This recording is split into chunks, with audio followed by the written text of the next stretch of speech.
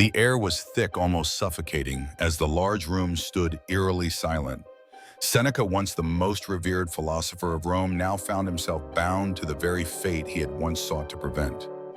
A single blade gleamed under the flickering candlelight, casting long shadows across the cold stone walls.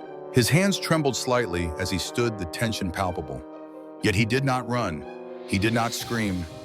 There was no fight in him anymore.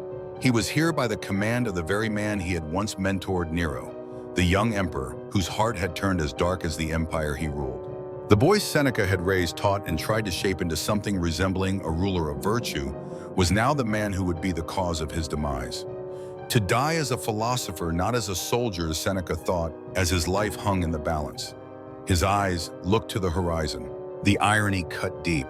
The man who had once been considered the mouthpiece of Rome, revered for his wisdom, was now faced with the cruel reality of death at the hands of that very empire. As the blade of destiny loomed over him, Seneca's mind wandered back to his early years. Seneca was a man who had lived his life by the principles of Stoicism, a belief that inner peace and virtue would guide one through the greatest trials. Yet as he stood here poised to die, the truth of the emperor's order felt like a dagger to his soul.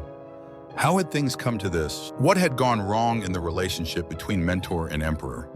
What had made Nero, once a student, eager to learn, into a ruler so twisted by power that he saw fit to murder his own teacher? Nero's command had not been swift nor dramatic like those of the gladiators. It had been quiet, cruel in its execution, a death of dignity stripped from the man who had once told the world that life should be lived by reason, not passion. It was not a guillotine. It was not poison. Nero gave Seneca a choice: slit your wrists and die like a Stoic. The room was filled with the scent of blood, but Seneca didn't scream. He didn't plead for mercy. He was a man at peace with his impending and his own wisdom and faith, keeping him steady as the darkness closed in. But how had the man who was once a symbol of Roman virtue found himself here? What had gone wrong in the relationship between Seneca and Nero? The answers were not simple, nor were they immediate. To understand Seneca's death, we must first understand Nero, the boy who had never been meant to rule, yet had found himself seated on the throne of the greatest empire the world had ever seen. Seneca was not born to die a martyr's death. He was born to speak, to shape the world with his words. In the heart of Cordoba, Spain, a young boy grew up surrounded by scrolls and the pursuit of knowledge. His family, although noble, was not rich with fortune. It was his mind that would be his greatest gift. From a very young age, he displayed an insatiable thirst for wisdom. He was not content to sit idly by while others played. His mind was always working, always questioning, always seeking truth. But as fate would have it, the future of Rome lay in his hands and not in the way he had hoped. Seneca's rise to power was swift. He arrived in Rome as a young man armed with knowledge, ambition, and the quiet assurance that his words would be his sword. The Senate feared him. His mind was sharper than any blade. It was said that he could speak to an emperor and have him weep. He earned a reputation quickly, but what made him most feared was his ability to navigate the labyrinthine politics of Rome with ease. Senators who once walked proudly now tiptoed around him. He was the man who could talk emperors into tears, and he did. It was this talent that brought him close to Emperor Caligula. Seneca had earned the respect of Rome, but it was his relationship with Nero that would define his future. Nero, a boy of chaos, ambition, and fear, was not the man he appeared to be. Underneath his youthful charm lay a mind bent on destruction. Seneca took him in unknowingly, setting the stage for his own fall. Nero was no longer a student. He was a guide in his own eyes. And gods do not tolerate advice. The shift was noticeable. Nero's behavior became erratic, his decisions violent and unjust. The boy who had once sought Seneca's wisdom had now become a man who sought only to be worshipped. Seneca tried with all his might to reason with the emperor. He wrote letters, he delivered speeches. He reminded Nero of philosophy, of virtue, of the teachings that had once shaped him. But virtue was already dead in the palace. It had been replaced with indulgence and madness. And the more Seneca fought to restore order, the more he was isolated. The emperor was untouchable, and Seneca's voice became nothing more than a whisper in the wind. The Senate no longer listened. The people no longer cared. The empire was slipping away, and Seneca was powerless to stop it. Then came the first blow. One morning, Seneca woke to find two of his closest friends had been executed, their bodies discarded without reason. No trial, no justice. just blood spilled on the cold marble floors of Nero's court. Seneca's mind raced. He had been part of this empire for so long. But he now realized that he was no longer a teacher. He was no longer a voice of reason. He was a liability. A man who once sought to save Rome had become a thorn in the side of a ruler too far gone to listen. When the summons came, Seneca knew. He knew it was the end. He stayed in his villa. His letters ceased, the light of hope dimming as he waited for his fate to unfold. The end had begun. The messenger arrived not with the clamor of guards or the noise of soldiers. No, this time it was different. This time it was silence. The emperor had sent for Seneca not to execute him immediately, but to give him the honor of dying on his own terms. There was no guillotine, no poison, no brutal end. Seneca was left with a choice, a cruel, twisted choice. Die like a stoic Nero had commanded. He slit his wrists slowly, the blood running, warm and steady. There was no scream, no struggle, only silence. Seneca's wife begged him, pleaded with him, but he remained calm. He held her hand, and with his last words he told her, "Live." He had come full circle. As the oil lamps dimmed, Seneca's voice faded into nothing. There were no screams, no cries for mercy, only the quiet. And in that silence, the last voice of reason in Rome was gone. His death marked the end of an era, the end of a philosopher's influence. The villa was silent. Outside, whispers spread like wildfire. Seneca had died with dignity, and Nero the emperor had died with none. The empire's final voice of reason had been silenced, but his words lived on. His scrolls, his letters hidden away by slaves, read by rebels. Rome would never be the same again. Nero's laughter grew louder, but it echoed in empty halls. The empire, once the greatest in the world, was now a crumbling shadow of its former self. The seeds of its destruction had been sown long before Seneca's death, but his passing marked the point of no return. Rome was now beyond saving. Nero's empire, though mighty, would crumble beneath the weight of its own corruption. Seneca's death was the spark that ignited the fire of Rome's inevitable downfall. The city was in flames, and no one would save it. Seneca's legacy, though, born from pain and betrayal, became something far greater than the man himself. His wisdom lived on, a symbol of the enduring power of reason in the face of tyranny. And as for Nero, his empire and his future, it too would burn, as Rome had already begun to. The death of Seneca was not just the death of a man, but the death of an idea. The idea that reason and virtue could save an empire. In the end, it was the brutality of Nero's rule that killed the Roman Empire, but it was Seneca's wisdom that would outlast it. Seneca's writings survived, passed down through generations. His words were quoted by rebels, philosophers, and common folk alike. Though he had been silenced by death, his legacy lived on in the hearts of those who sought truth, justice, and freedom from tyranny. And so Seneca's death, though painful, was not in vain. It was a reminder to the world that even in the face of absolute power, the power of wisdom, of reason, of virtue could not be silenced. Seneca's spirit would continue to speak long after Nero's reign had ended. Nero's reign continued, but it was a hollow victory. His laughter filled the halls of the palace, but the joy was empty. The empire he ruled was dying slowly, like the flickering light of a dying lamp. Even in his triumph, Nero could not escape the inevitable truth of his fate. The whispers of the people grew louder. They spoke of Seneca's death not as the end of a philosopher, but as a symbol of everything wrong with Rome. The blood of the innocent had stained the streets. The empire had lost its way, and those who once believed in its ideals now saw its corruption. Nero's grip on power only tightened, but it was a brittle hold. His cruelty alienated those around him, even his closest allies. Senators once loyal to him now saw him as a tyrant, a ruler incapable of leading Rome to greatness. But Nero, blinded by his ambition, could not see the cracks forming beneath him. In the palace, Nero's obsession with power grew. The empire was his stage, and he played his role with manic energy. He believed himself to be a god, untouchable and immortal.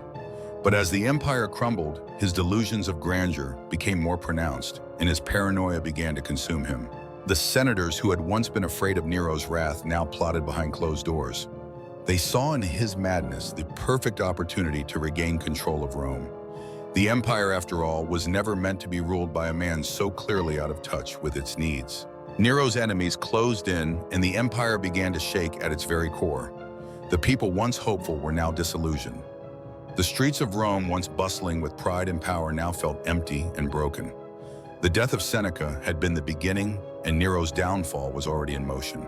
Seneca's philosophy, his Stoic teachings lived on in the hearts of those who remembered him. His death had not been in vain. It had been a catalyst sparking a rebellion in the minds of the people. They remembered Seneca's words, his calls for reason, and they began to resist the madness of Nero's rule. But for Nero, the end was near. His life filled with self-indulgence and cruelty had led him to this inevitable moment. He was no longer a ruler. He was a prisoner of his own desires. The empire he had inherited was no longer his to control. It was slipping from his grasp. The death of Seneca, once seen as the final blow to an empire already fractured, had set in motion a chain of events that no one, not even Nero, could control. The winds of change were blowing through Rome, and the empire that had once stood as the greatest in the world was now on the verge of collapse. Nero's madness continued to spread. The once great empire was now a shadow of its former self. The Senate grew increasingly resentful of his rule, and the people suffering under his tyrannical reign looked for any sign of hope. But hope, like virtue, was becoming a rare commodity in the heart of Rome. Rome, once a beacon of civilization and power, had turned inward, consumed by its own corruption. Nero's reign, marked by cruelty and excess, had destroyed what was once a shining example of Roman greatness. But amidst the destruction, the teachings of Seneca continued to resonate. His voice, though silenced by death, lived on. Seneca's legacy, though seemingly buried beneath the weight of Rome's decline, continued to inspire those who sought truth and justice. His death had been a martyrdom, but his life had been a testament to the enduring power of philosophy. His ideas, his words, could not be erased by the violence of a tyrant. In the streets of Rome, there were those who whispered his name. Rebels, philosophers, and everyday people alike, they remembered Seneca as the last voice of reason in an empire gone mad. They carried his teachings with them, even as the empire crumbled around them. They knew that Rome's fall was inevitable, but that didn't mean they had to accept it.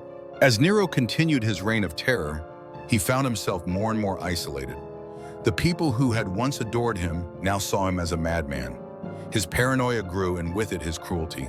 He was no longer a ruler, he was a tyrant clinging to power. But even he could not escape the consequences of his actions. The death of Seneca had been the spark that ignited the rebellion against Nero's reign. His philosophy had inspired those who still believed in justice and reason. As Rome fell deeper into chaos, Seneca's teachings provided a glimmer of hope for those who sought to rebuild what had been lost. Nero's grip on power weakened. Senators plotted against him, and even his closest allies began to abandon him. The empire, once mighty and invincible, was crumbling. And as it fell, the people began to realize that it was not just the empire that had died, it was the ideals that had once held it together. The fall of Rome was not a sudden event. It was a slow, agonizing process. It had been coming for years, and Seneca's death had only hastened the inevitable. Nero, consumed by his own madness, had lost control of the empire. The people, once proud of their Roman heritage, were now lost in a world without direction. But even as Rome crumbled, Seneca's ideas endured. His teachings, his philosophy lived on in the hearts of those who still believed in justice and reason. They were the last remnants of a once great empire, a symbol of what had been lost.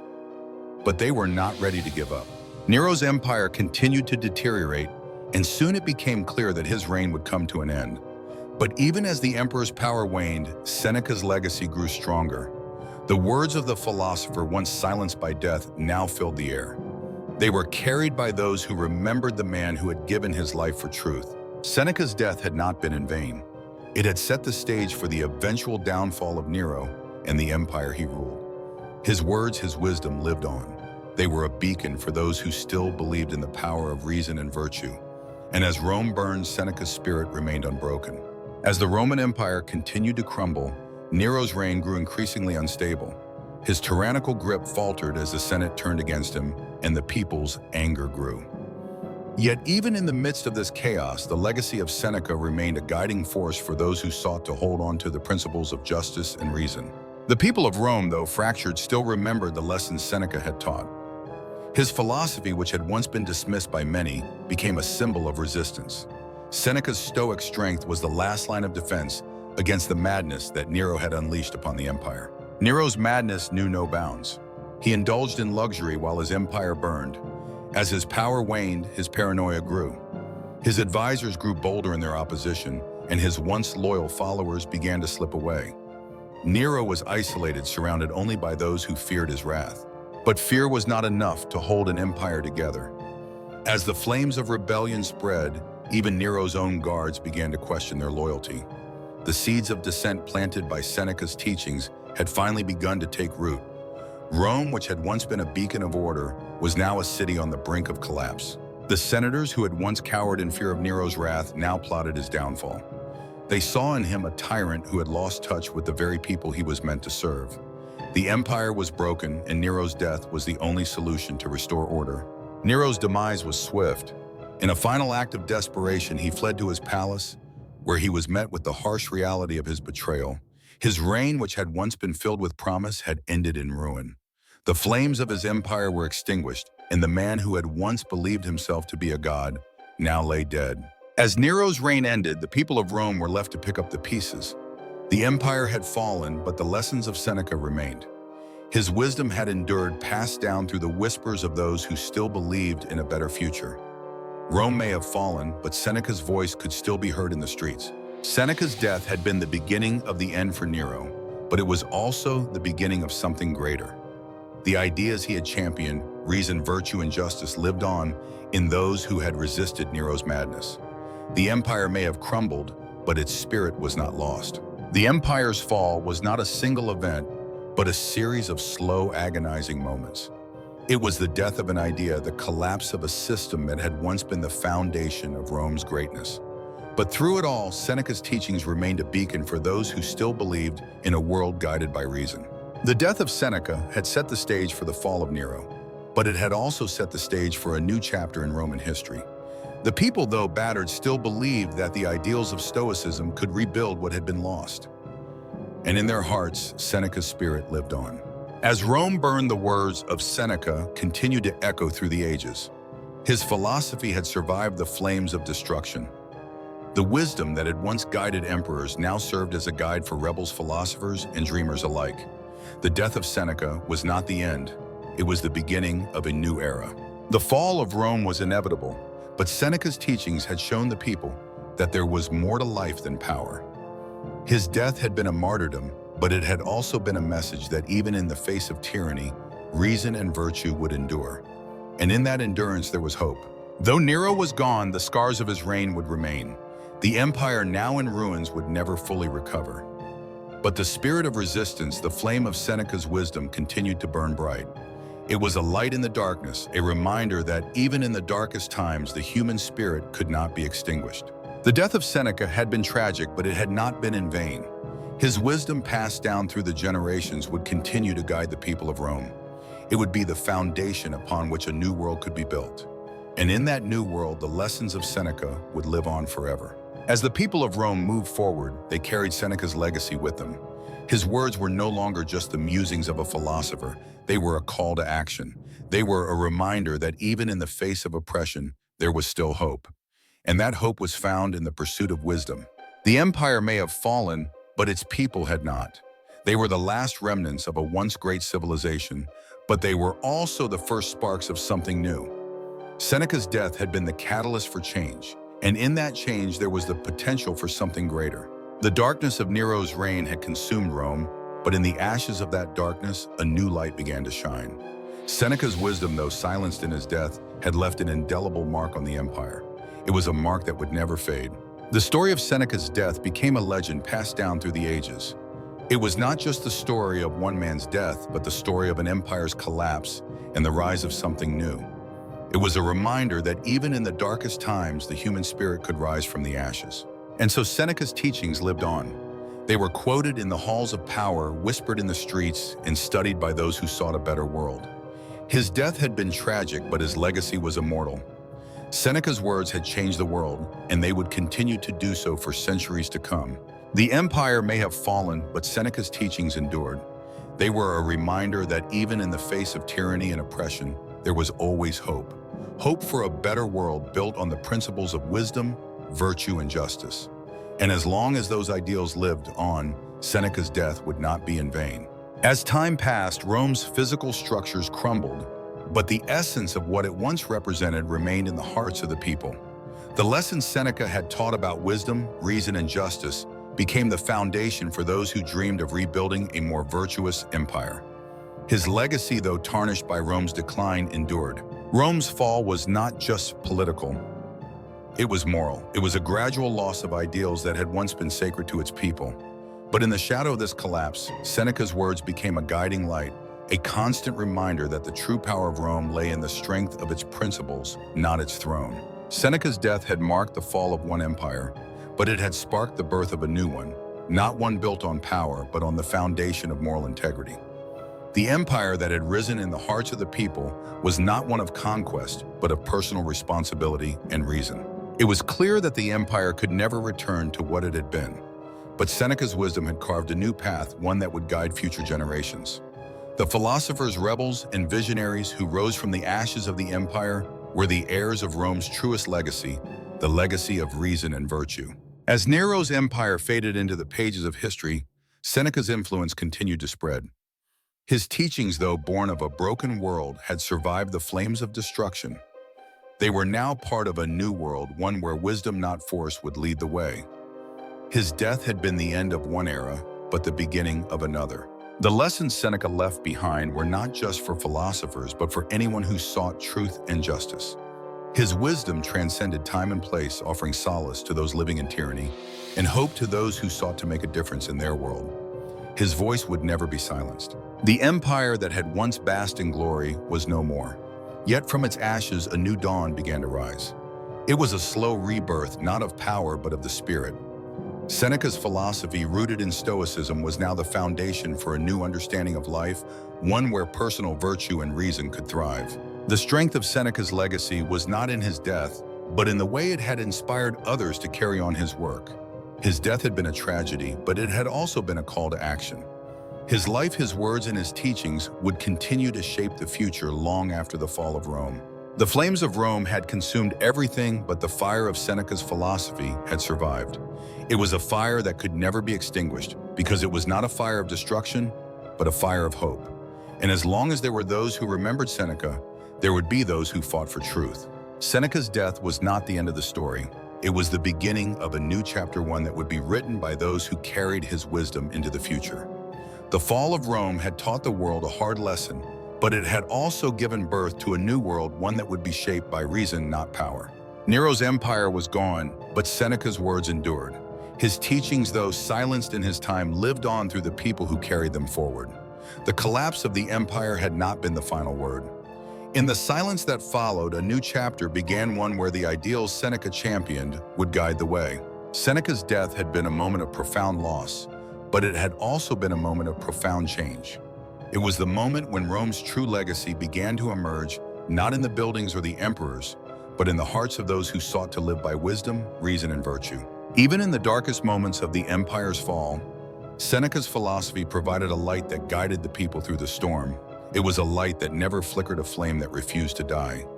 His death had been painful, but it had given rise to a new understanding of what it meant to live a meaningful life. As the empire fell into ruins, the lessons Seneca had taught became more relevant than ever. They were not just teachings for philosophers or rulers, but for everyone who sought to live a life of integrity and wisdom.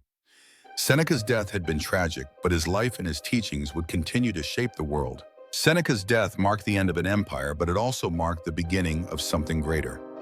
His legacy was not one of power, but of wisdom, virtue, and justice.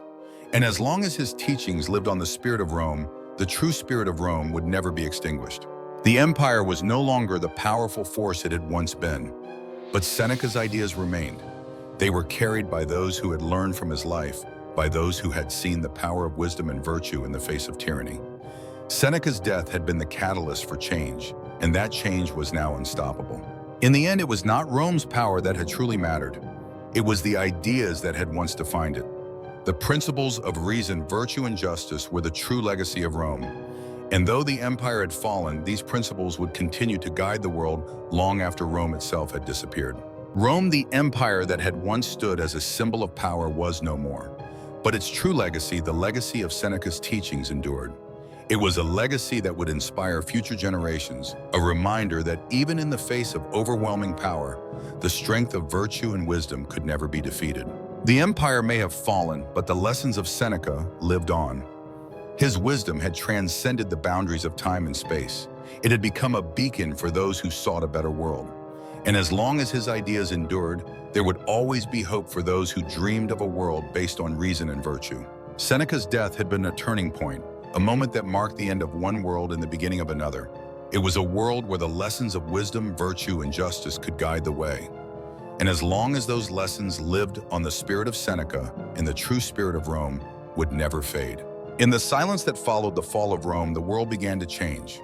It was a world that had learned from its mistakes, a world that had learned from Seneca's death.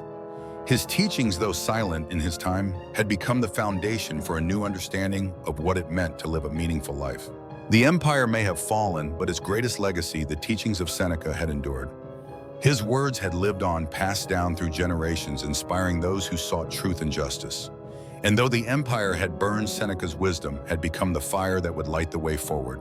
As the dust settled, Seneca's death was no longer seen as just the end of a philosopher, but the beginning of a new era. It was an era where the ideals of wisdom, virtue, and justice could take root and flourish.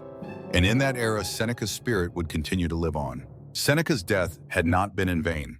It had sparked a revolution, not in the streets, but in the hearts of those who still believed in the power of reason and virtue. His teachings, though silenced by death, had become the foundation for a new world, one where wisdom would triumph over power. In the years that followed, Seneca's teachings would spread far beyond the borders of Rome. His philosophy would inspire not only rebels and philosophers, but also kings and queens. His legacy would become the foundation for a new world, one where reason, not force, would rule. Seneca's death had been the spark that lit the fire of change. His wisdom had been the flame that burned brighter than the empire he had once served. And in that fire, the world had been reborn, guided by the lessons of the past and the hope for a better future. The empire had fallen, but Seneca's wisdom had endured. His legacy was not one of power or conquest, but of virtue and wisdom. The fall of Rome was a tragic chapter in history, but it was also the beginning of something greater. Seneca's teachings, passed down through the ages, became the foundation for a new world. A world where wisdom, not power, would lead the way. And in that world, Seneca's spirit would live on. Seneca's death had been a moment of profound loss, but it had also been a moment of profound change. It was the moment when Rome's true legacy began to emerge, not in its power, but in its wisdom. And in that wisdom, the world found the strength to move forward. Seneca's death had been the end of one empire, but it was the beginning of another. A new world shaped by wisdom, virtue, and justice. And as long as his teachings lived on, Seneca's spirit would never be silenced. It would live on in the hearts of those who believed in a better future.